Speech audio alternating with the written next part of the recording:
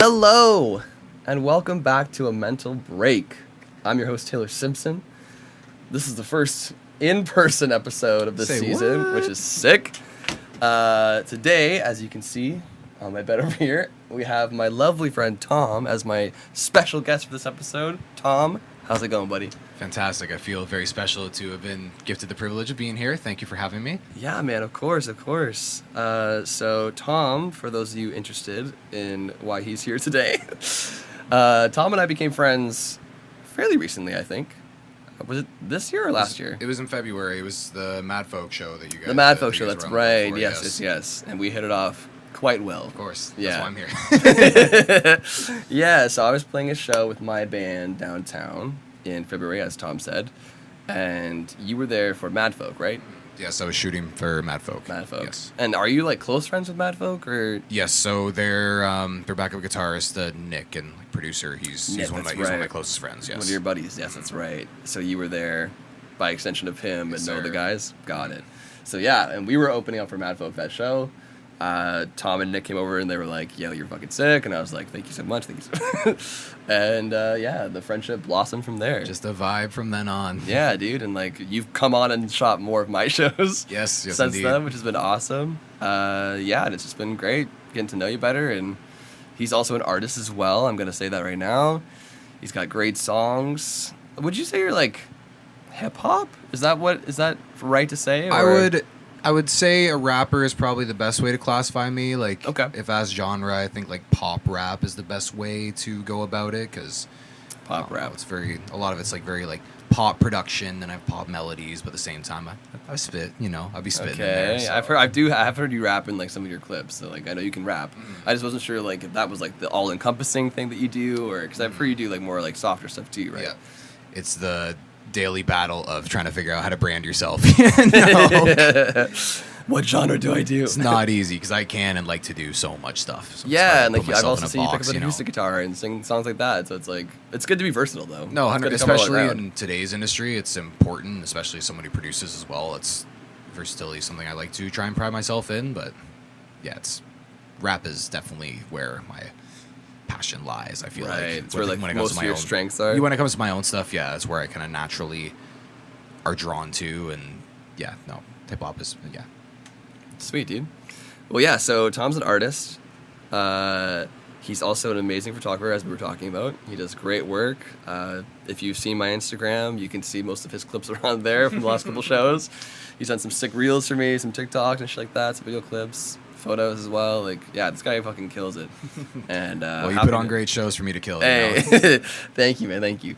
Yeah, it's just been like a blossoming like business relationship, but also just like a nice friendship. Very much as so. well. Like, it's very cool that it goes, on both sides of the spectrum. It's got to. Yeah, it's got to. It's a lot of respect, I think, for both sides of what we do. 100%. Yeah, we see both being in the game. We see the work that we're putting in on both sides. Yeah.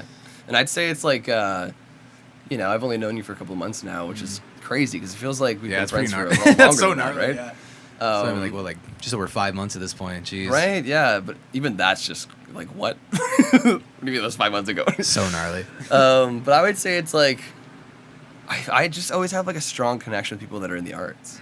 I'm like being an artist myself. Like, do you ever find that like where you meet people and you find out they're in the arts in whatever capacity it looks like? You just have that stronger connection right from the get-go? No, 100%. It's like I've spent a lot of time in my life in different communities and groups where I felt like I would have to put on a mask and be a different person in these communities and groups, Yeah. It wasn't until I really started pursuing this and like getting into the arts and going to shows and really connecting with people in person where it was like, oh, I belong somewhere.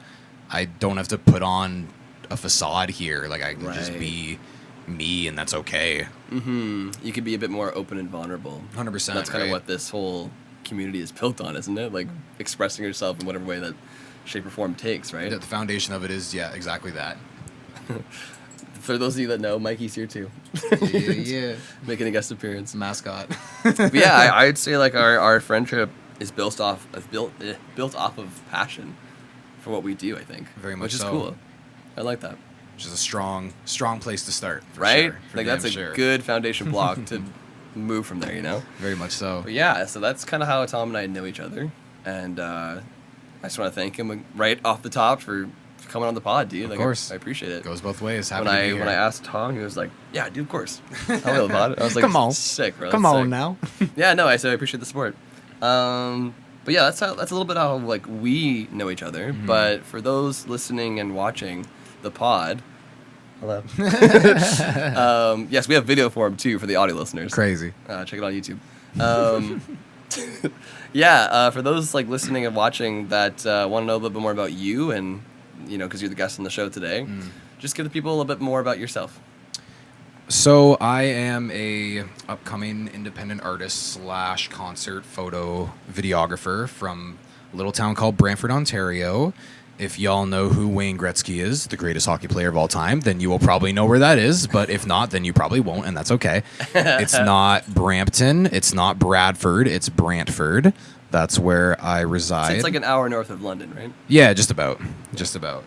So I've been writing songs since I was probably like 4 years old. It was some of my earliest stuff that got hung up on the fridge, and I would write about my earliest songs were about like Pokemon, like getting through Victory Road and battling the champion and doing the league and stuff. Like, nice. Definitely not the content I have in my current music, but it's always been something I've been able to came very easy to me in a good way that I've figured out how to express myself since a very young age. And that's something that I kind of dove into a lot more, learning how to play guitar around like 10 years old and getting comfortable with the idea of putting myself out there and doing it. It's just happening more and more over the years. But yeah, I love music. I love everything to do with music. If I'm not up on stage doing the shows, I am on the ground shooting the shows for the very talented acts I've come to know, such as Taylor Simpson, The Wishful Feeling. Thank you. But yeah, I'm just out here trying to make it happen as we all are in different ways, shapes, and forms, Absolutely, man. Well, thank you for that. And for those listening and watching, that's our guest today, Tom. And we're going to dive into his world with his mental health today, which is cool. So thank you for opening up and sharing about that, man. Of course. Appreciate it.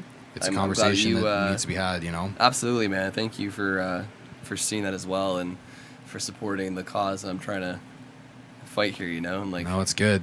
It's good. It needs to happen. It needs to be a more open conversation, Absolutely. We're all going through things, and it's okay. Yeah. It's okay to not be okay. Which is like, that's everyone always forgets that, So it's nice that, I have this platform to come to and talk to lovely people like yourself and other guests I've had on the show and just make it more accessible. Very much so. And raise awareness to some stuff that I still find is taboo a little bit.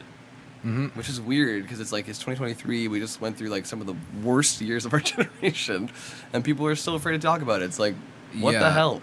Yeah, it's definitely people are not. It's something a lot of people aren't comfortable with. Oh, you're going to talk about your feelings? Why would you do that? Right? Why wouldn't I do that? If I want to feel good, it's something that has to be spoken. Nice. Love that. Mikey agrees. Got anything more to add?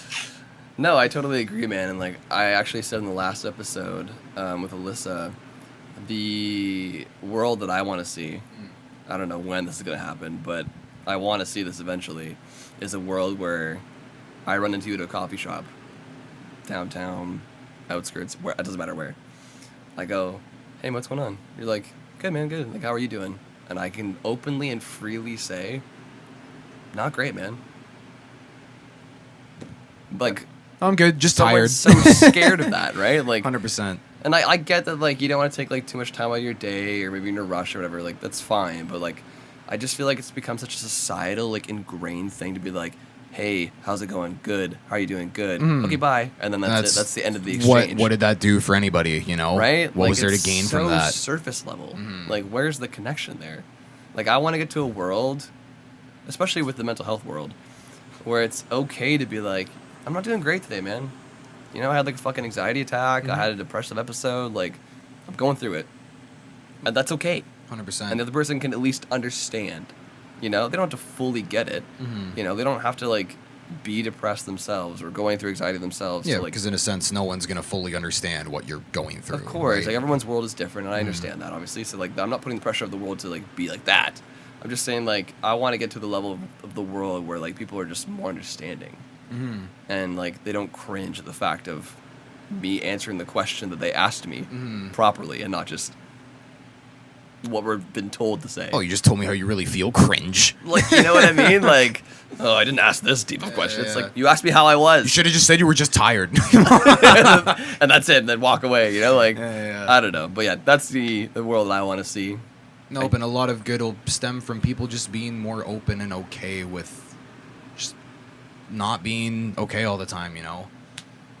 And That's through what I that, think. we'll get a lot more okay because, you know, talking about it's one of the best ways to deal with it, whether it's with a professional or otherwise. Like, being open about how you feel and being able to, just have a conversation that's non-stigmatized around it is Right. important. It's more important than people realize. And just having conversations, even like this, like there's just more weight to it than people realize. Like, it doesn't necessarily have to be with a professional or not. It just talking about it, man.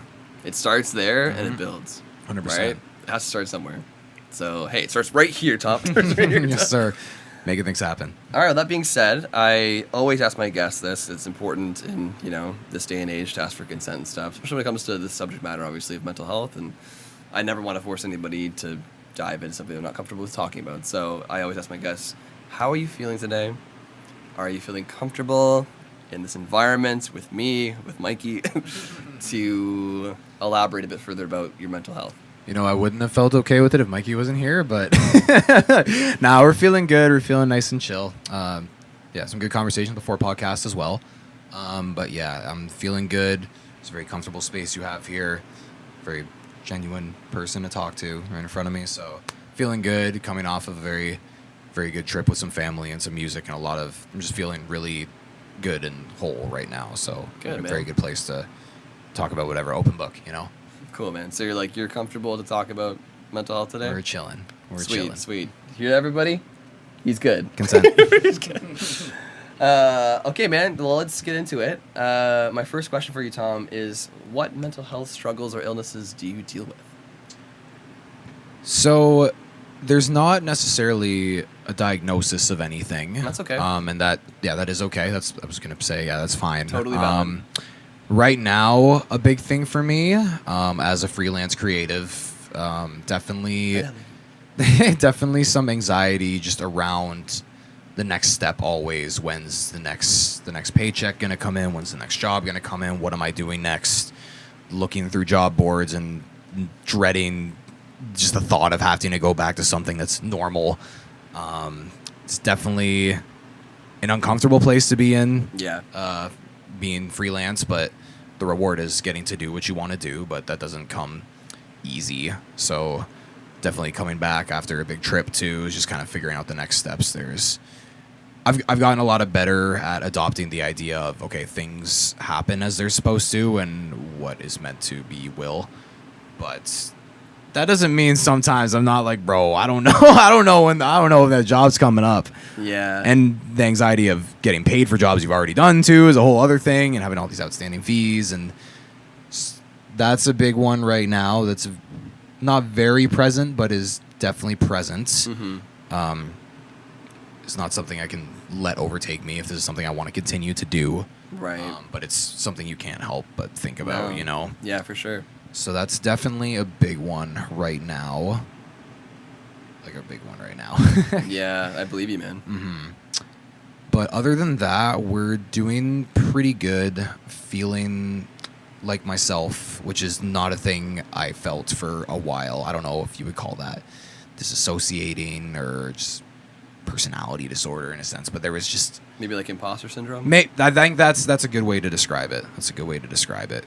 Because I've been in a lot of situations in my life and in my upbringing where I've just never felt like I've belonged, or if I have been in a situation, I'm like, I've tried to keep where everyone has accepted me as someone who's belonged. There's been something kicking there. It's like, oh, I don't know if I'm meant to be here, you know? Yeah. I don't know if that stems from me being adopted or anything like that, but like, in a lot of the communities I've been in, like when I was in grade school, I was bullied and I felt out of place there. And then I went to another grade school where that continued in a very different way. And it was like, okay, well, I'm out of place here. And then my family brought me up in a very religious background. And there was a lot of that feeling in certain churches we were involved in where it was like, oh, okay, I'm not like these people at all. And then, yeah, in different phases of school and life, it's just like I've felt like I've had to put on a mask and this facade in so many places I've been in. And as a creative, I'm sure you know, our brains work very differently than people who are non-creative. For sure. And that's not a bad thing. Everyone's brain works differently. Everyone's a beautiful, unique individual in their own way. Of course. But it's not until these past like couple of months since I really started diving into this, because like I worked primarily construction jobs beforehand, and construction. Shout out to all my tradesmen and women, but there's a very specific type of person for that job. Yes. There's a very specific type of person who works in that field. Yeah. And I found myself trying to be that person when I'm not. I'm not that person. You know, you can't force something that's not there. That's the thing, right? When I got out of construction, it was cool. I actually, after COVID, I got into live streaming over COVID, which was kind of my first brink into finding a sense of belonging in myself. Because I started connecting with other musicians via live streaming platforms, and I was able to connect with people who had a similar mind state as me, whose brain worked in similar ways, and I saw people who were that I had actually connected with and had conversations with and relationships with that were actually doing this thing that I thought was so taboo for most of my life. Yeah. The upbringing I had was very much, when you're done high school, you either go to university for 4 years or you become a tradesman. That's it. That's all you do. And like, you should be married already and have a house at like your early 20s, and it's like, whoa. It's like a lot of people I went to school with are like having kids, and it's like just a lot that I was just like, I don't fit into either of these. So it was nice, as terrible as COVID was, there was a lot for me to take from that, just being able to step back. And I know a lot of people took this from it too, where it was like finally had a chance to get outside of all we knew. You know, we had all this time to ourselves. We weren't defined by our jobs anymore, you know? No, exactly. We had to put our own definition on our days, on our lives, and that was it's hard for a lot of people because you spend most of your time, you know, doing the thing you're paid to do. So once that's gone, it's like, all right, what now? Who am I? Who am I? What do I really want? And not only that, too, like the distractions of the real world. 100%. Right? Like outside of the job, we have other things that we do or we were doing before. 100%, right? That distract us from that deep internal thought that we were all sitting in COVID because we didn't have an option. Yeah, you strip that all away, and it's like, okay, what are my values? What do I want out of my life? That's a lot. It's a lot. It's a scary internal conversation to have. It's easier to push those feelings down and just do what you're paid to do. Do what you're paid to do. Get home, scroll on your phone until you go to bed, and then just rinse, wash, and repeat. You know. Yeah. So COVID was really good for me in that sense, where I was able to connect with people outside of my community, which was very, again, everyone can do what they want to do, but a very close-minded and different state of mind than what I have. Right.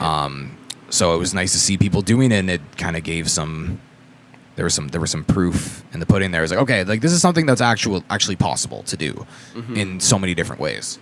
Whether it's playing shows, where like people were doing this like over COVID, like live streaming and producing, and like there's all these collaborative efforts going on remotely. We were talking about this and off camera about how we were both doing it at the same time. That's the COVID, thing, so, right? And it's like, okay, there's ways to do this outside of the traditional play shows, go on tour, sell merch, you know, the tried and true. But I was like, okay, there's a lot more ways to do this, and it's obtainable. Like these weren't like people with like huge, crazy platforms. Some of them got to that. But just like, it's not 1,000 True Fans Fairy, right? Yeah. Once you have 1,000 true fans, you can make a living. And that's the thing, right? Yeah. So once I got out of COVID period, I was like, all right, time to get a job again. I landed a construction job again for like 2 months, and I was like, wait, I'm just doing the same thing I realized I don't want to do anymore. So I got out of that. It's good you have the self-awareness. Very much so. Yes, that's something I learned a lot from all the time I had to spend with myself, which is great. Which was great. That's the one benefit. Very much so. Very much so. So I got out of that, and it was funny. The next position I ended up, which changed my life. I thought it was something construction related when I got into it, because it was windows and doors. But it was actually a door-to-door sales position. Okay. Which that sounds horrible. It was. Honestly, I'm crazy. I loved it. Yeah? It's the best company I've ever been a part of. I've left and I don't know, and I've done a lot of jobs trying to figure out what's meant for me. I did drywall, carpentry, landscaping, concrete. Like I went from trade to trade to trade because I was like, one of these has to feel right. Sure. Something has to make me feel like I belong. Right. But nothing did. But when I got here, it was like, okay, like I'm being treated right. I'm being compensated fairly. Like talking to strangers beats slanging drywall. And I don't know, talk to 50 to 100 strangers every day, and you'll get pretty comfortable with yourself. You'll kind of have to. True. You'll kind of have to. True. You're Yeah. putting yourself all on the line, and it's a very vulnerable thing to do, because one of the biggest fears is public speaking. True. Yeah. Talking with people that you don't know, and I was like, well, anything's better than doing what I was doing. I have to get out of construction some way, shape, or form. So I was like, You took the first door that you saw to get the hell out of it. 100%. Yeah.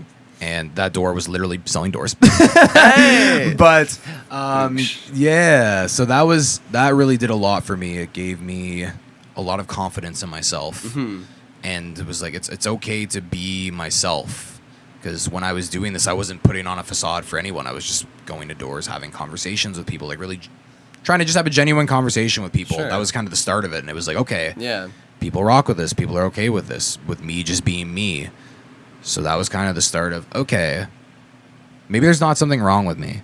Maybe there's not something wrong with me. Maybe I don't have to belong anywhere, but I just have to feel like I belong wherever I'm at. Yeah, it changed the mindset a little bit. 100%. So that was really good for me. And then eventually it got to the point where I kind of peaked there, and I felt like I had to do something. I had to do this. I had to try and do this. Yeah. Because I've been dabbling with music since forever, right? Mm-hmm. Yeah. But I've never really given this industry a fair shot, because It's difficult. very much so. It's difficult. Everyone will tell you can't do it, and when are you gonna get a real job? When are you gonna try? And I hate that argument. yeah, for real. So how's your little music thing working out? It's like, Little music thing. yeah, exactly. So it's like it's Hey. going for that. Let's pedal back for a second. Yes. I love it. I love that we were going. But so the question, I just wanted to identify like where the pinpoint was for the conversation to open up. I'm glad that we went right into it. It's amazing. So it sounds like you got a little bit of anxiety, and what we collectively identified as maybe some imposter syndrome a little bit. Maybe not really like knowing where your place is kind of thing. Like, I don't want to say like identity crisis, but almost kind of like identity. I feel like I've had a couple of those. Identity disassociatedness, like not really knowing where you kind of fit in.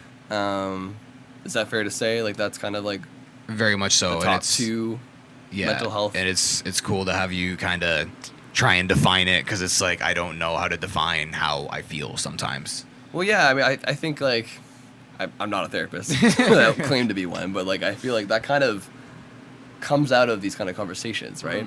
Like, it's not often you get to sit down with somebody and like focus entirely your energy on mental health. Yeah, it's like, tell me everything you've ever felt and done. It's like, and it's very it can be interesting a for lot. me to be the host of the show and have these guests come on, because I have my experiences too, right? 100%. So I'm over here computing like what I can make sense of what you're telling me, and I do my best to try to like find the common ground between both of us, and maybe in turn help you find some definition, maybe, right, if I can, because I've had so many conversations on this show now 100%. with a bunch of people that have varied mental health experiences, right?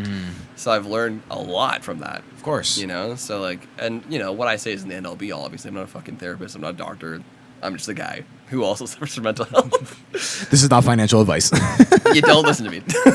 But do? I don't know. But yeah, no, it's I'm just trying to help you get to the bottom of what you think you've got going on, right?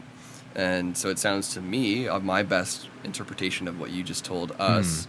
Yes, to wrap all of those words I just said up. Because that was a lot looking back. Summation. No, that's fine. I appreciate it, dude. Like, I appreciate the openness. It's of course. I want to be as open as possible. So of course, man. That leads to tangents. Dude, so just... That's what a podcast is. It's all about tangents. I love it, dude. I'm here for it. But no, so it sounds like anxiety and the imposter kind of identity thing is like your main two mental health things that you've been dealing with? I would say so. Yeah. Yes. And so going back previous to what you said from the start, Yes. you kind of answered the question already, but I'll maybe phrase it a different way then. Okay. So the original question was, have you ever been diagnosed? Which apparently you have not. No. So I'll rephrase this way. Would you ever consider a diagnosis? I would. And this is interesting because every time I ask this question to guests, I get a spectrum of answers. I get people saying absolutely not because that becomes too real. Yeah. You know, like I'm scared to I don't want to know. And then I have like absolutely yes. Like I want to know what this is so I can tackle it head on. Right. You know? And everything in between. So like where do you find yourself on the spectrum? I don't think it's something I've given too much thought to be completely honest.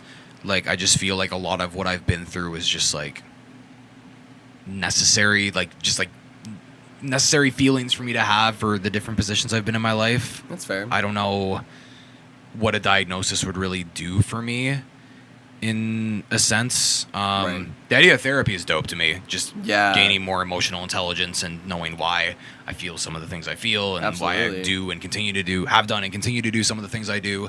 Yeah. I recommend that to anybody. No, Anybody 100%. watching or listening, like Yeah, therapy is if you are able, yes, therapy. if it's lit. if it's accessible to you and you can afford it, or you can find some sort of free counseling, like 100%. I always recommend it. 100%. But Because yeah, I sorry, Tom, think go ahead. the world's gonna Mikey, gain. stop. Sorry. No worries. I think there's a lot of good to be gained from more emotional intelligence in the world. And I think therapy could do that for a lot of people. Yeah. But in regards to a diagnosis, I don't know. Yeah, I guess I just don't know what it would do for me, and I don't feel like it's ever been like.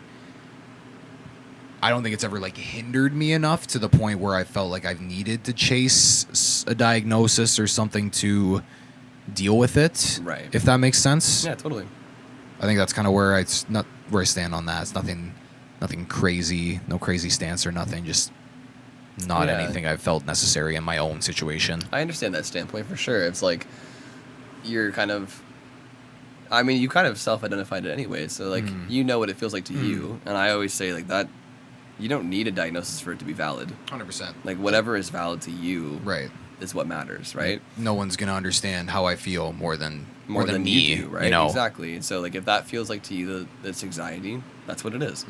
Or with the imposter syndrome / identity, that kind of thing, whatever. That could be whatever it is to you, you know. And like, you don't need a diagnosis to tell you that. You know that's what you're dealing with, right?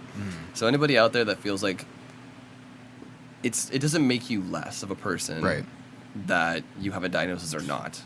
Whatever you're going through is whatever you're going through, and that's valid to you. And just because you have a diagnosis or not doesn't make it real or not real. No, 100%. You know what I mean? Like, let's get that across. Yeah, what right off you're the top. feeling is valid regardless if it is labeled under anything Exactly. specific, right? So the only reason why I asked the question is just because like it just raises some options. No, you know? 100%, Like, it's just, right? like I said, I've had a varied spectrum of answers to this question of like people are like, yeah, like it'd be nice to know actually. Like I feel like I have these things, but I'm not 100% sure. Right. And so like maybe I could benefit from a diagnosis and be like, hey, turns out you do have that. Right. And if it's at the point where it like really hinders and affects your day to day, it's like there's a lot of value that you could probably gain from Yeah, exactly. knowing what exactly is that is happening with you and how to deal with that properly. You know. Yeah, for example, like your anxiety, right? Like that comes up in those moments of, I don't know, like how I'm gonna get paid this week, or I'm still waiting on this job, or I'm have a whole month where I'm not booked out yet. Like, this is a scary world that we live in freelance, right? Like, I just got laid off from my job, so like I'm freelance now, so I totally in there with you of like trying to juggle a million things at once, and like how am I gonna make rent this month? How am I gonna pay for food this month? You know, it's like that causes a lot of anxiety. 100%. But like maybe having the diagnosis of that and like knowing for a fact that it's anxiety, and then like following that path of the diagnosis to like a therapist or a counselor or medication or wherever that path leads you might make those anxious moments more manageable to deal with Right. in the future. You know, like that's the only reason why I bring up the question. 100%. You know? Because So, like, there's a lot of value that can be Mikey. gained. There's Sorry. a lot of value that can be gained for a lot of people to get it figured out and dealt with properly by a professional. You know. Yeah, exactly. You just never know, right? But like I said, you don't have to. Like, if you feel like you're in a place in your life where it's like not completely taking away your function, and you can manage it okay on your own, Yep. then by all means try to tackle it on your own. Obviously, like No, but- 100%. I think everyone should definitely try to deal with the way you feel and your emotions as best as you can. But obviously, that's not a possibility for everybody, right? Everyone's course. situation's different. Everyone's different, you know. Exactly. So to give you a bit of insight of myself, I think we've talked about it a little bit, but maybe not in depth. And I'll just summarize it. The episode's about you, not Yep. me. But I was diagnosed when I was 13, like fully with OCD, anxiety, and depression, Right. all at the same time. 'Cause Holy Trinity. Holy. the holy trinity of fucking mental health, right? Exactly. Crazy. They're like, here you go, Taylor. Yeah, because I lost my parents when I was young, as you know. So, you know, childhood trauma, that's where a lot of mental health usually stems from, right? 100%. So, I've since come to terms with a lot of this. Obviously, I'm 30 now, so, like, I've lived with it for quite a while. And you just realize that it's your brain's way of trying to cope with the trauma. Right. You know, like, it develops these things as coping mechanisms or defensive mechanisms, or it's just compartmentalization of like trying to figure out how to deal with this experience, right? So I think my brain with the depression, obviously, you know, losing your parents at a young age, that's where that comes from. The OCD is like the lack of control, Right. you know, of like I couldn't control the situation in front of me, so my brain goes, oh shit, we need to start controlling things in Yeah, our let's lives. not let anything like that happen again. You know? Right, and the anxiety that just tags along with both of them. Yeah, it just elevates it all, spices them all up. Right, exactly. It's like moments of like, oh no, I'm losing a person again. You know, like, so those are the three. And to be honest with you, Tom, like, I don't know if I'd be able to be the person I am without that diagnosis. Right. Because that set me down a path of discovery. Because, like, once you're diagnosed with something like that, like, unfortunately, mental health is something you deal with the rest of your life. Like, there's no real cure for it, right? It's just like, they can put you on medication, which they did when I was younger. You know, you go to therapy and stuff like that, but like it's something you get to live with for the rest of your life. But it doesn't have to be all-encompassing. It doesn't have to be you. Like, you don't have to be the disease. Right? You can be more than that. You can manage it better. When it does come on, it doesn't like take over your life. Sorry, I'm on a tangent. No, right you're now. good. You're good. But just to like catch up to what you were saying, it's just like, if from my perspective, like diagnosis gave me the clarity that I needed to start figuring out how to manage these things better. Right. You know what I mean? So there's that spectrum, and there's people that are like, it doesn't hinder their life, and like maybe they don't feel like they need a diagnosis, but go to therapy. Yep. There you go, and that might help you figure out if you need to get said diagnosis. or Yeah, not, too, exactly. right? You know. So, anyways, next question for you, Tom, is you know, you did discuss a lot of this, which is great. But if there's anything that you want to touch on more or whatever, feel free. What has your experience or your perspective been like on dealing with your mental health? And the way I kind of phrase this, and you've watched a couple episodes, and thank you for that. Of course. So you kind of know, I'm guessing, what I'm about to say, but if you don't, I kind of like to imagine this, and just for the viewers and listeners too, give us like a timeline of like when you first can remember these kind of like anxious moments, these kind of identity dysmorphia, disassociative kind of episodes. Like, take us from like when you first started realizing, and then like what's your experience been like dealing with that up until I guess now. I feel like I low-key kind of already gave a bit of a timeline, but You did, which is great. I guess like Give us bullet points. yeah, I'll try and shorten that up a little bit. So I guess the biggest thing is once I started to get bullied for the first time in grade school. Bullies aren't cool. Yeah, fuck bullies. Yeah, for no, real. hang on. Playing devil's advocate here. Yes, do it, please. I'll let you continue, but I just want to say, like, I'm going to track her statement because that's rude to say. 'Cause Yes, I think very much bullies so. have a lot. Yes, going they have on, stuff going on for sure, you know, and like that's just them lashing out. But No, anyways, 100%. Everyone's got to deal with things how they deal with things. Yeah. But that was the first kind of thing where it was like, okay, well, maybe there's something wrong with me to have being treated this way, you know? And then Yeah. going into another schooling situation, which was partly fueled by that, partly fueled by my family's set of beliefs. I was transferred into a privatized Christian school. Wow. Where that continued in a very different way.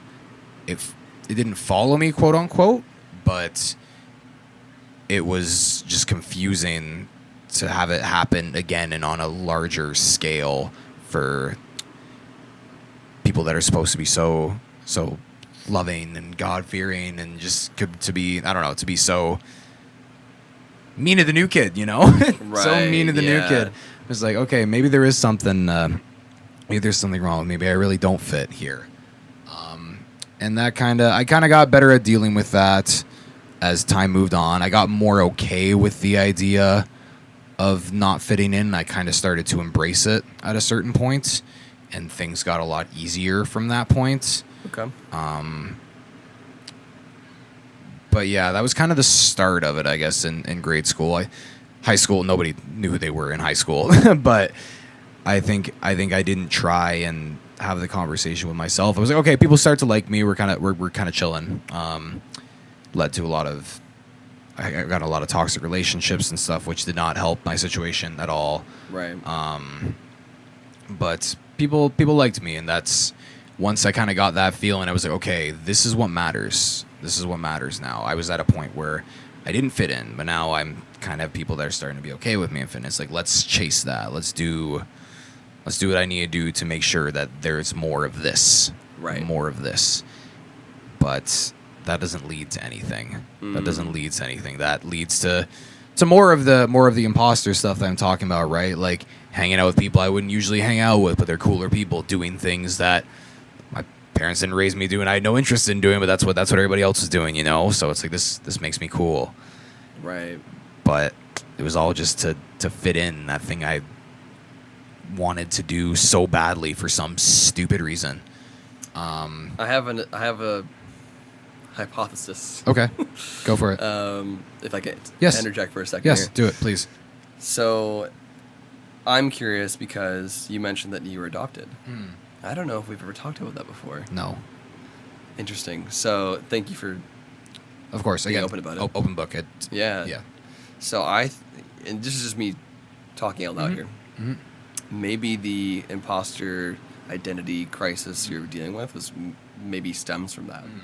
Of like, I think, yeah, it's not something that's affected me in a negative way. Like, my situation is very, very rare and beautiful. Like, I have a great relationship with both sets of my parents, and like I learned at a very young age, and I didn't have any resentment towards it. But as I grow up and have become more emotionally intelligent, I'm like, okay, that might have played a part in, you know, this feeling of where do I belong, you know? I think it does more than you think it does. Very much I think so. subconsciously, like... No, very much so, and that's something I think I've figured out very, very recently. Yeah. But yeah, I think that's where a lot of it might stem from, for sure. Like, how old were you when you were adopted? Do you know? Oh, I was straight out. Straight Like, out the womb, just yeah, very you're much so. Like a baby. Yeah, my birth parents had children. Like, miscarriages on miscarriages, and wanted nothing more than to have, you know, to have and raise a Your baby. adopted mother, Yes, right? Yeah, okay. yes, indeed. Which is just your mother at this point. Yes, Yeah. yes. So yeah, everything worked out as it should have. You know, I don't know what would have happened if that wasn't the case, because Yeah. I can't even imagine raising a kid now. I'm 24 years old, let alone at 16. That idea 16. just blows. I can't even wrap my head around it, you know? I mean, you wouldn't have the life you have now. That's the thing, right? Everything would be completely different.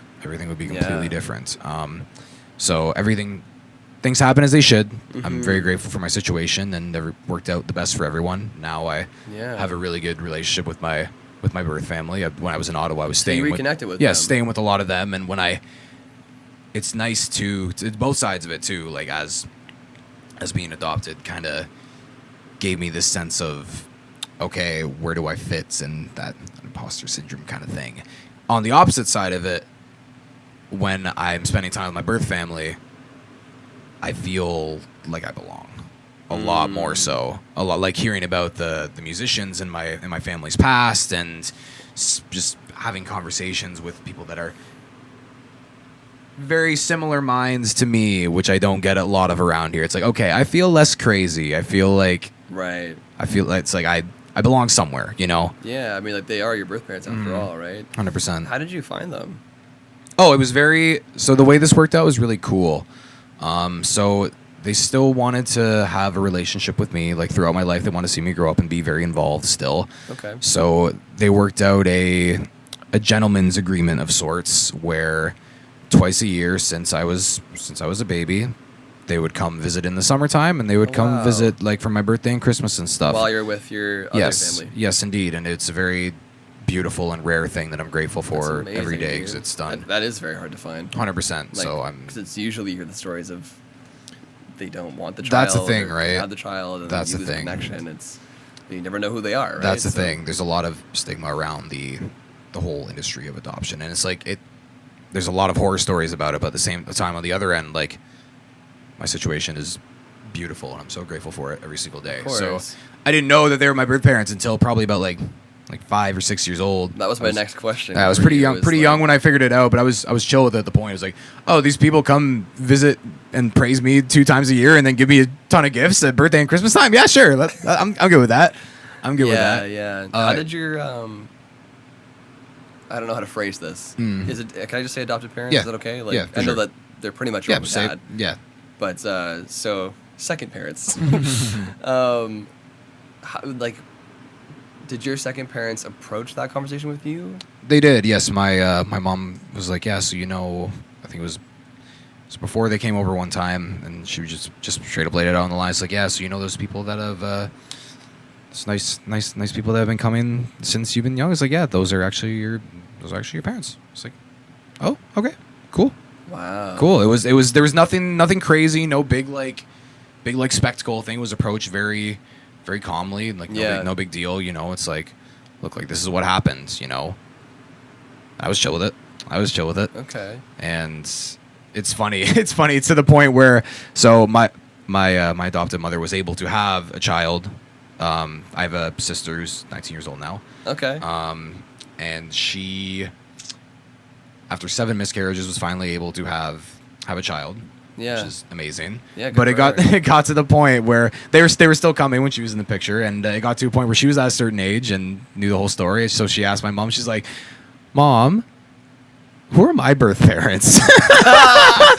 And the look on her face, she was so disappointed when she found out. She was like, "There's no one coming to see me and give me gifts." Wow. So funny. So funny. What a story. Yeah, very much so. So yeah, things again, a very rare situation, but yeah. Where thank you for letting us into that. Of man. course. Such an interesting story, dude. Yes, where it may have stummed some feelings that are not the greatest, also summed up some of the greatest emotions I've ever felt. So yeah, I mean, like that all being said, like I'm so happy that you had that connection still with your birth parents, and like it wasn't because it could have went very ugly. No, 100%, and it so does a lot of the time, right? Yeah, so it's like I think you're one of the rare occurrences where it doesn't, which Very is much so. great, and like I'm sure you're super grateful for that, obviously, but that doesn't change the fact that it's not a normal upbringing. No, not at all.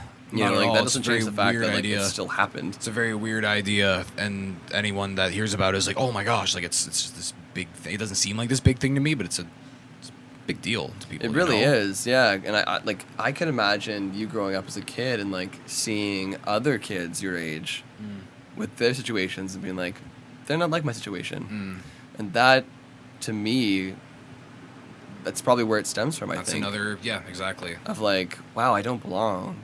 Like, I'm unique to my own situation. And like, I can't find anybody that has this situation. 100%. I don't know anybody. Not to make it more. No. That makes me feel worse. Great mental health podcast. Yeah, no, fuck you, Taylor. No, I'm chilling. But I mean that in like sincerity. No, 100%. I don't know what that's like, right? Like I have met other people that are adopted, right? But the situation is not anywhere close to what yours is, right? 100%. But that's a beautiful thing. You have your own unique experience in this life that you've grown from and became the person that you are because of it, right? Like that makes you, right? So like, obviously, try to look at it through a positive lens. 100%. But I can see you being younger and like seeing it through a negative lens. No, 100%. There were definitely some points at my lowest when I was in the privatized education system, and like there were rumors being spread around me that weren't true, that were making people alienate me even more, and it got to the point where I got in a pretty deep hole where it was like, okay, like I'm not gonna fit anywhere, like I'm a mistake, like all these thoughts, which there's both sides of it, right? But that's never, since that point, that's not a thought that's had anymore, but there was definitely, positive and negatives to it all, right? Of course. And definitely you're not you're correct in your statements for sure. It's just an observation, and No, like 100%. you know, it makes sense to my brain to think of it that way. I don't know if you can agree or not, but that's just like I can, yes. my best guess as just someone that's been in the mental health community and has heard and seen a lot of things. Like it does sound like that plays a big part in your story, and like where that kind of imposter, dissociative identity thing that we've been discussing. Like I feel like that plays a big role in that. 100%. And like it seems like your journey has kind of been like sorting that out, like and kind of sitting with that and being like, I don't belong here. Okay, let's move this way. I don't belong here. Okay, let's move this way. And like maybe it's because you like at an early age you had that division, Right. of like, okay, so I have these parents, but I also have these parents. And like that's a lot for a child's mind to 100% comprehend. And like I never think of it. I always tend to think to myself that I don't think it's a big deal, but maybe it's been the biggest deal. It's hard, like you're in the situation, right? So that is what normal is to you, right? So of course you wouldn't think of it that way. It's not until 100%. you like really dig down with somebody that's completely out of situation where maybe it becomes, you're like, whoa, yeah, I guess that is, But like I said, that's what makes you though. 100%. So like, and it's good that you've come, what seems like you've come full circle with it. Very much so. Yeah, and you're kind of like living in the more positive lens, like we talked about, than the negative lens. Very much so. I am very into the idea that I am my own unique person. I will fit in different places at different times, and that's okay. We're growing and maturing as people always. Like, Yeah. I don't have to belong somewhere forever, and as long as I feel like within myself that I belong here, that's all that matters. Yeah. So yeah, I definitely feel the most. It has come full circle. I feel the most comfortable with myself I have in a long time. To even get on a podcast like this and have these conversations shows that, I think. Absolutely. It's strides, dude. Like if you were back like in the midst of it all, I don't know if you could talk about it as clearly as you are now, or even want to talk about it. 100%. That it might not have occurred or made sense to you at the time, like in the midst of all of that happening to you, That's correct. That's very correct. Yeah. I come full strides. Like, man, I was at a point where there was a point in my life where music wasn't even a thing I like expressed that I did, like there was I spent a lot of my life very uncomfortable with being who I was and just showing that, Yeah. So very grateful to be at a point now where that's no longer a thing. Well, let's piggyback from there. Yes, please. I know this is going to be hard. Yeah. Because this is the part of the podcast. It's a segment I like to call Real the Reels? Real Reels. Yes. You're the first guest that said it. Let's go. That's awesome, Let's dude. go. Thank you. Man, Yeah, so this is the Real Reels. So you know what it's about. This is the side of the conversation that is ugly. And like for a lot of people it's difficult to talk about, but just even the fact that you're here willing to be open with it in the first place shows that you've made the strides. We just said that, right? But like I say to all my guests on the show, you go as deep as you want to. I will never force any of my guests to go deeper than they're comfortable with going. Because obviously you're sharing it to the viewers and listeners and stuff. So Yeah. I mean, they appreciate obviously the vulnerability because like maybe they can relate to it, 100%, right? Maybe right. they're looking for somebody that's exactly who you are and what you've experienced is what they've experienced, right? That's why this podcast is so important, man. Of course. Thank you, man. I appreciate that. But yeah, so we're in the Real Reels. There's only one question in the Real Reels. You know what it is. You know what I'm about to ask you. What are some of the darkest moments you've had to face with mental health? I think one of the darkest moments I've had to felt was in that transition from school to school when the thoughts of me being a mistake on this planet Earth were coming across, and with those comes thoughts of me not wanting to be on this Earth anymore. But yeah, I was in this new school with these newish people. It was very, very cliquey Dutch Reform kind of community. They've all grown up with each other in the church, and I see. I didn't grow up with them, but it was something we got involved in the past couple of years, and was like, okay, well, you're not doing good in the public system. My parents are educators too, so they were like, ideally, if there's an option for you to not be in the public system. We don't want you there because we have a lot of problems with what goes on there. And so when going there, I was like, okay, maybe things will change. Maybe it'll be easier. I kind of know these people, like, they're good Christian kids, like I should be should be okay. Yeah. But you're still the new kid. You're still the odd one out, Of course. I latched on to one person very deeply who was also a newer kid. Like, he had just joined the school like the year prior. He didn't grow up in that community at all. We kind of connected. He was my best friend for a couple years, and it got to a point where with all the people around me, like, there was, at first it was just kind of like, oh, like, we're not talking to new kid, like nothing crazy, just like, oh, like, talking to new people is uncomfortable. We're children, like, we're not gonna do that. We have our friends, Yeah. But it got to a point where the tone changed one day, where it didn't turn from just not being acknowledged to looks and whispers, and I didn't do anything. I didn't think. But at that point, I kind of settled in a little bit. I had my one friend. I had one or two people that were, talking to me, not friends, more so acquaintances, but just kind of let me in on like what was going on. They wanted to ask me about it. It's like, there's been rumors being spread about you. Like, I heard that you were like making out with your one friend in like the valley. We had like this, like, it was called the Valley. It was like the forest area that we had where we played in, that was owned by the school. It was kind of cool. Yeah. But it was at the point, it was like, I heard these things that you guys were like making out in the valley. It's like, I just have to ask, are you gay? It was like, no, nothing wrong with anybody who is, identify as you do, feel what you feel, love is love. Mm-hmm. But the last thing I needed in that community, a very traditional, close-minded group like that, was to have something like that going on about me when I already felt like an outcast enough. As it is, yeah.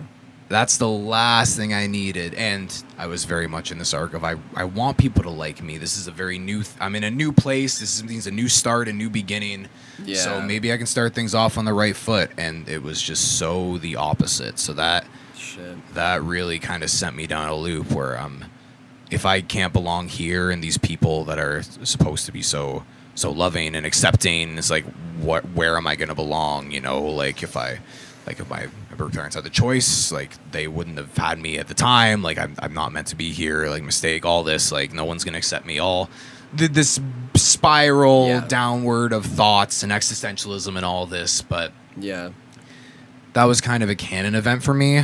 But from that stemmed a switch of a flicked switch, I guess. Because from that, I kind of, after dealing with that for a while, I just kind of woke up one day and had like a complete 180 where I was kind of just like, I'm done caring what other people think of me because they're wrong. Yeah. They don't know me. They know my name, not my story. They're saying all this stuff about me and judging me based off something that's not even true. Yeah. So if they're not going to give the energy to try to get to know me as a person, then why am I going to give the energy to feel some type of way off of lies about me? Right. So from that point on, things really changed. Like during that period where I was feeling all these things, I think people could tell, like that was really hitting me. But it got to a point where it was a complete 180. I was having a lot of fun. I was like, you know what? I have my one, two friends here that ride or die with me. Let's just rock with it, have a good time. I started getting very comfortable with myself. I started making like YouTube videos with my friends and stuff because we were like huge, like Smosh and Ryan Higa and the classics, So we got to a point where I was like, you know what? Let's give this a try, Yeah. And through doing that, I was very comfortable with myself, and I think people could see that. It was like, oh, these guys are having fun and having a good time. This looks fun. I want to be a part of it, So people started clout chasing a little bit. It was like, yo, can we be in your videos and stuff? And then it was like, yeah, of course, sure, I'm down. I wanted people to accept me. So yeah, come in the videos for sure, for sure. Which was cool. Because as during those processes of me like directing my own videos and stuff, and like really actually being able to engage with these people who didn't give me a chance before, they realized, oh, you're not that bad, you're not that bad. So when I was finally able to like let go of other people's perception of me, things changed very quick. Very quick. So that's a big thing to have, like, to perceive and to make happen. 100%. You know, especially at that like impressionable age of a teenager. 100%. Right. To like realize, hey, fuck them. I'm my own person. Like that takes a lot, dude. Very much so. I do just want to touch on the dark stuff one last time before we get, because you are going right to the next segment, which I just love, because like no one likes talking about the dark stuff. I get it. Yeah. In those in that moment, I guess, Yes. of like you just described, did you find yourself pushed to the edge? I think it's the closest to the edge I have ever been. But What did that feel like to you? scary, lonely, just very the most uncertain I've ever felt in my life. It was like, what else is there? You know, it's like I had this, what I thought as a kid was this my second chance, my magnum opus, you know, like Your this opportunity, this opportunity for everything to change. Right. And it all just felt like it was changing the wrong ways. And it was like, as a kid, you know, everything's the biggest deal in the world. It's like, okay, well, that's it, you know, that's it. There's no coming back from this. You know, that was those were my peers. That was my day to day for the next couple of years. Like it was brutal, but at the same time, it needed to happen for me to start to let go of this perception of me that I cared about so much. Yeah, that kind of like false identity that you were chasing. 100%. And I fell back into that a little bit in high school, and I think everybody does in a sense. But that was my first kind of period in life where I was okay with myself for a period, which was great to have after so long of chasing something, which I didn't know what it was. Just something which I thought I was going to find in the approval of my peers and people around me. But I'm going to ask a bold question. Do it. So forgive me. Do it. Because I've dealt with this myself. So I'm just curious, and I'm sure a lot of listeners out there can relate to this. And, you know, trigger warning to anybody that gets upset by this. I'll let you know right now. I'm going to ask this question. Was suicide ever on your mind? It's definitely a thought that has been had. I don't think I've been at the place where it's definitely a thought that's crossed my mind for sure in that time. Is definitely an idea. Is like, well, if this is it and I'll never belong, what's the point of trying to, you know? What's the point if I wasn't meant to be here? If I am a mistake, then let me erase the mistake, you know? Yeah. Those are definitely very real thoughts that were going through my brain. Well, the reason why I asked was because you said that very specific line, what's the point? And, like, that can't be understated. Because I feel like everyone in a situation like the one you were in, or any situation that people find themselves in where they're at that lowest point in their life, that phrase, what's the point, comes up again and again and again. And it's like, so for me, when you said that, it even triggered me. Not in like a bad way, but just like of like, fuck, like I get it. You know, like I asked the same question when I was at my lowest. And I feel like a lot of my listeners and viewers can probably relate to that, of like asking that question to yourself, like, what's the point? You know, and like, this is the part of the show where like it's the hardest to talk about, obviously, because no one wants to talk about suicide, obviously. Like, it's a fucking very polarizing subject matter. 100%. But I'm of the belief of like, the more you talk about it, the more it becomes easier to listen to. And like, I feel like a lot more people deal with it than is put into the media and is put into the public. I feel like everyone brushes with death at least once in their life. You know what I mean? And it's important to talk about. Yeah, So and it's a very uncomfortable thing to talk about, you know, not being here anymore, you know, It's and scary, that's man. why it's, not talked about so much, because, people don't like talking about what's uncomfortable, and with that brings up a lot of very uncomfortable feelings, you know? Yeah. So thank you for going there. It's I know it's difficult to talk course. about, man. Like, I can't imagine what your situation was like feeling like you don't belong anywhere. And like asking yourself, what's the point? Like, it's such a fucking, it's a messed up thing to say to yourself. But like, that's how you feel. 100%. You know, and like another point I want to raise, which I think is super important, is I think people have a misconception or a misnomer of suicide, especially the general public. I think it's viewed so negatively of like, how could you be so selfish? How could you do such a thing? Like, you have so much going for you. Like, why would you ever consider that as an option? Right. It's like, yeah, that's easy for you to say on the outside. You can't possibly understand what it's like being the person in that position. That's the thing. To get someone to that point, it's like you have no earthly idea of what pushed them yet to the edge, as you say, like, you right? don't think they're thinking the same thing that you're thinking? Of course they are. They're not stupid. Like, they know how they got there. But they're not thinking clearly. Right. Especially if at the point where they're asking themselves, what's the point? And, like, I know for me personally, like, no clear thought came to my brain. Depression takes over. Anxiety takes over. You're not you anymore in those moments. Right. Do you know what I'm saying? I get like, it, yeah. Like, I feel like you personally, when you were in your lowest moment, probably didn't feel like yourself either. You probably didn't know who the fuck you were. And, like, how could anybody in that state of mind make a rational decision? Right. Right? It's not. They don't think about who they're going to affect. No, they're not. They're thinking about, they're thinking about themselves. I don't belong and, here. I hate this. I want a way out. And, like, it sucks that triggers the suicide thought. That shouldn't be the answer, but for a lot of us it is. It's scary. It really is. It really is, and it really can be. So, again, that's why conversations like this and being open about it is important. Yeah. It's really important. Thank you for being open about it, man. Of course. It's hard to find people that are willing to discuss it on this level. Well, I'm here to discuss. I'm here to discuss this. That's why I accepted to come on here, I appreciate it, dude. And I think, the listeners and viewers appreciate it too. Like, having you come on and to this platform and discuss shit like this. It's not easy, but I believe it's something that needs to be talked about. Yep. Nothing worth doing in this life is easy, Life. It's worth living. But in those dark moments, it's hard to see that.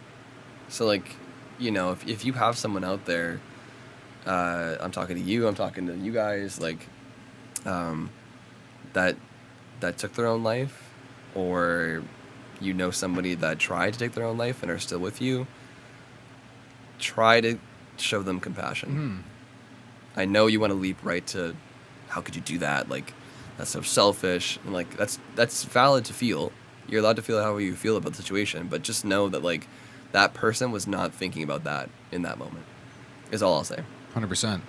And you have no idea. You have no idea how they feel or how they felt. So you can't possibly. Yep. So show love just to everybody, because you never know. You never know what someone's going through, and you never know what little thing might push someone to that point. Yeah. Don't bully. Like, just don't. Like, I get that you're going through stuff, and most bullies are. Like we talked about earlier in the conversation. 100%. Like, I get it, dude. Like, you're probably going through a lot of shit. Yep, they're dealing with a lot. Absolutely. Like, home life, personal life, whatever that may be that drove them to be the person they are, and, like, feel like they have to lash out to get whatever emotion they can't deal without. But try your best to realize that these are other people. Like, you're affecting other people's lives by doing this. Like, don't take out your anger on other people. Go find a different outlet. A healthier outlet. Find healthy, that's the word. Yeah. That's the word for sure. All right, Tom. Let's get out of the dark and into the light, okay? Beautiful.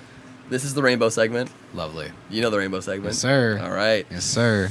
So this is the part where it lights up a bit, like, presumably, you've gone through some of the darkest moments of your life up until now, obviously. Hopefully there's not any more, knock on wood, from now on forward, but let's just go through, like, coming out of it, man. And where you're at now with it. So, like, are there any positive things or constructive things you've discovered in yourself coming out of that worst part of your life and dealing with your mental health nowadays? Definitely just trying to take care of myself more. Like, exercising has been a really big thing for me, just helping me feel better about myself, and being like, oh, even if I didn't do anything today, I showed up for myself a little bit. I showed up for my health. Trying to eat better. Eating what you put in your body really can do a lot for how you feel. So just focusing on my physical health, because it goes along with the mental health, you know? Of course. How you treat yourself is going to affect how you think of yourself, you know? Yep. So just trying to treat myself like I deserve to be treated, you know? And putting in the time to show up for myself even when it's hard to, you know? It's always worth doing. Diving into the more mental and emotional set of things, I'm creating the most openly that I ever have in my life. There was a lot of time with my musical journey where with this, I guess, on brand with the identity problems, just like, oh, I need to figure out my sound, I need to figure out my brand, and blah, blah, blah. And that led me to not putting stuff out for way too long. Yeah. But I'm creating very openly now. Like the last song I put out was like a more like pop, like EDM record, and now It's a banger. thank you. And my next one I'm putting out is like a funk rap record, and it's like, Dude. you know, and it's like I'm just creating based on what I feel, and how I feel is okay, and how I feel is going to change, and I don't. As you should, man. I'm not trying to put myself in a box anymore, like I was trying to do for so long in all aspects of my life, really. Yeah. Yeah. So I'm just feeling really, really free in my art right now, and that's how I've dealt with a lot of these problems I've had in the past. Lots of good songs have come out of the traumatic times in my life, you know. And Songwriters, man. that's it. That's all. Who needs therapy when? Just kidding. Go to therapy. Just Go kidding. therapy. Go to therapy. Yeah, go therapy. But yeah, music's been really good right now, and it's been coming easier to me than it ever has, because I feel more open than I ever have, and more comfortable with myself than I ever have. So with that comes the art being as authentic as it possibly can be, which is very helpful to me, because it's got me through some times, man. Yeah. It's got me through some times, but I believe you. Yeah, just really, really trying to care about all aspects of myself right now, knowing they all coincide with each other, you know? So fueling the creative part of my brain, fueling the physical part of my brain, which then feeds chemicals to other parts of my brain, which just makes me feel good brain feel. Good brain. Yeah. Good vibes, good brain. Very much so. Dude, that's awesome, man. I'm so glad to hear that you've come out of that dark spiral that you were in, and you're starting to feel more comfortable in yourself. It's good to hear that, like, because that whole identity thing we were talking about this whole episode, basically, it sounds like you've come to terms with it, I think. Very much so. And like I in am this part of your life. Yes, and I'm very accepting of it, you know, when before it got to a point where all my friends from back home, and I would get together with them, and they're talking about getting married and having houses, and I was like, oh my gosh, maybe I should be doing this. And now I'm like, ha, LOL. That's fine. Right. That's fine. I just got back from Europe a couple months ago. I just got off a New York show. I'm going new places. I'm doing new things. I'm living life for me, and I don't have to worry about anybody else. And you know, I accept and own my differences now, and it's fine. You know, I'm not trying to be like the people around me. I'm just trying to be me, and I'm okay with being me, you know? Yeah. That whole comparison thing is a difficult thing we're dealing with now. Especially now with these rectangles, man. Dude. With these rectangles. Social media, man. It's so crazy. easy to do, because it takes a second to pull your phone out and see somebody else's life. And the problem with social media is, like, you only see what people want you to see. Yep. You're not seeing anything behind the scenes, right? You got to show the best clip, 30 seconds of this crazy thing I did, but like no one really sees the day-to-day shit. Like, it's curated. Social media is a curated life. 100%. Right? It's like bullet points of your life. You're not seeing the full picture. So of course, as somebody taking all that in, you're like, oh my god, like this person's doing this, that person's doing this. It's like, where the fuck am I? Like, it's like, you don't know, man. You don't know. But yeah, you don't know what it took for them to get there, or maybe they're not happy. And like, you shouldn't compare your life to someone else's life, because it's completely different things. We're all guilty of that. 100%. Like, I can't sit here and be like, ugh, but it's like, impossible to not do, right? Because obviously you look up to other people, right, doing other things, right? And sometimes you can't help but feel like, I could do that. I could do that better, you know? You can't help but feel that sometimes, you know? But everyone's life is their own. Everyone's or the opposite. brain You look is- at them and be like, oh shit, I can't do that. Yeah. I can't be where that person's at. Exactly. Look at all the work they put in to get there. It goes all ways, right? It's everywhere you it can goes do all it, ways. right? It's a losing game. Play stupid games, you win stupid prizes, man. It's a stupid game. It is a stupid game. Having a completely different brain and upbringing and situation someone else, and thinking you should be where they're at. Yeah, it's not healthy. And No. it sounds like you've come to a good place of realizing that, especially when it comes to your identity, mental health illness that you were 100%. discussing, of like, stepping away from that and being like, look, that's that, but like I gotta do me. I can't be bothering myself with this stuff because it's just gonna make it worse, right? It's just noise. Yeah, It's you gotta just do what makes noise, you feel man. happy, what makes you feel comfortable, and it sounds like you're well on your way there, dude. Like you're putting in the work, your photography's getting better, you're booking more shows. Tom might come on tour with us. We'll see. Yeah. We're in discussion. But yeah, dude, and when it comes to your own art, like your own music, like you're putting out great songs. You're figuring out who you are as Thank an you, bro. artist, and like you're not letting anybody dictate that, which is huge, man. And I feel like younger Tom might not have been able to do that, Younger Tom would not have been able to do that. There's no way younger Tom would have been able to do that. right? So it's like that's cool that this is the Rainbow segment. You fucking came out of the dark and now you're in the light, dude, and it's like it's awesome to see. Thank you so much, man. So thank you so for much. sharing that, man, buddy. That's the meat and potatoes of the episode. So thank you so much for sharing your story with us, man. Of Like course, that was man. a roller coaster, dude. Roller coaster.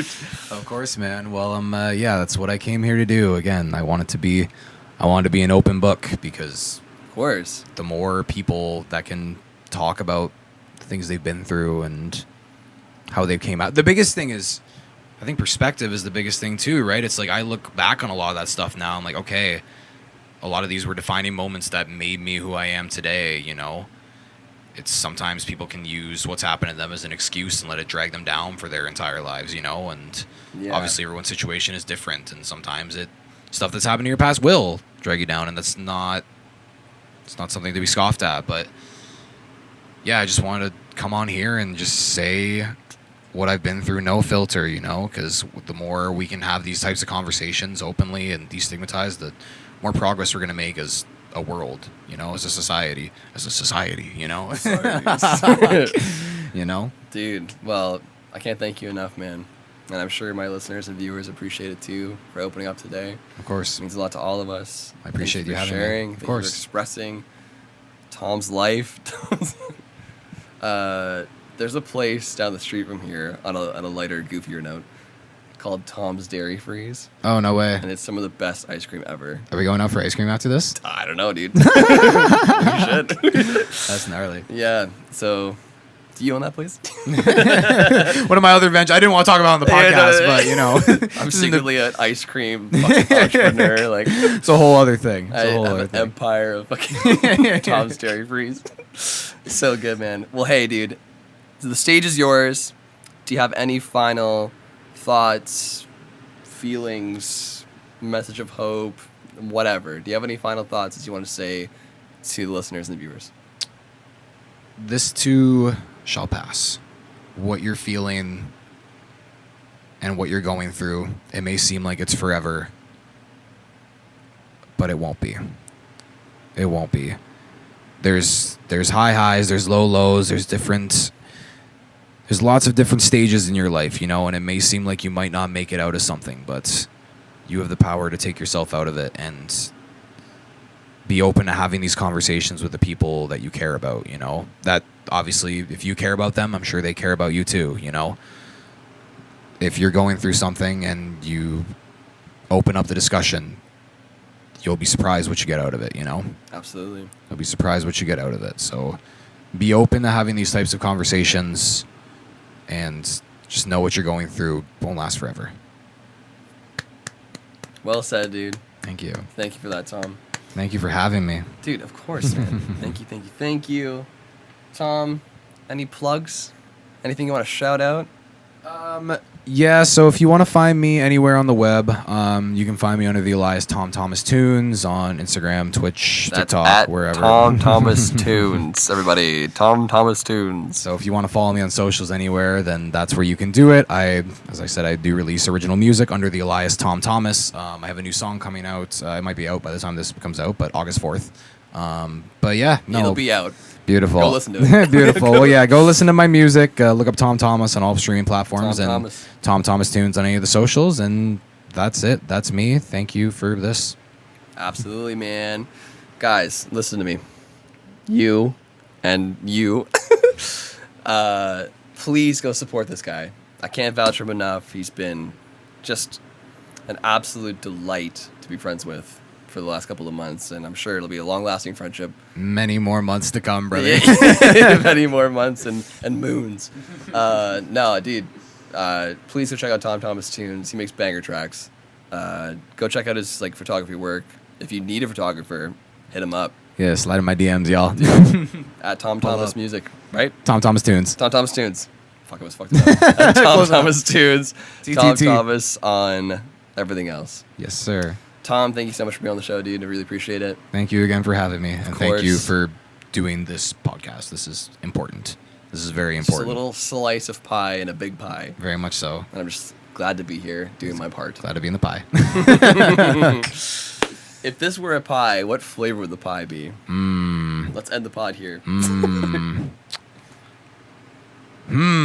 That's tough. I know. I'm just thinking of my favorite pies, honestly. That's all I'm doing. Do whatever you want, man. I'm feeling like a lemon meringue vibe. Lemon meringue pie, you I heard it know. first. That's where I'm at. Lemon meringue pie, I like it. Regardless if it relates, Citrusy. that's just the pie that is on my brain now. So I that's love where it. we're I at. love it. All right, I always say, drink a glass of water. Tell the people in your life that you love them. Love you, Tom. Love you back, brother. Got it, buddy. Thank you so much for listening and watching. It means the world to me, guys. Thank you, thank you, thank you. If you really like it, please give it a like on Spotify, Apple Music, wherever the hell you listen to the podcast. Check it out, give it a review, whatever. I really appreciate that. Helps boost it up, get to more people, get this message out. We do have video format on YouTube. You can check us out. Mental Break Podcast on YouTube. I'm on Instagram at a Mental Break Podcast. You can follow us there as well for little clips and stuff and updates on the pod. Love you guys so much. Have a great rest of your day, evening, morning, whenever you're listening to this podcast. And Tom, thank you again, dude. Of course, of course. Let's end with a hug. Yeah. Let's get it. Let's get it, brother. It's been good. It's been great. Hell yeah, man.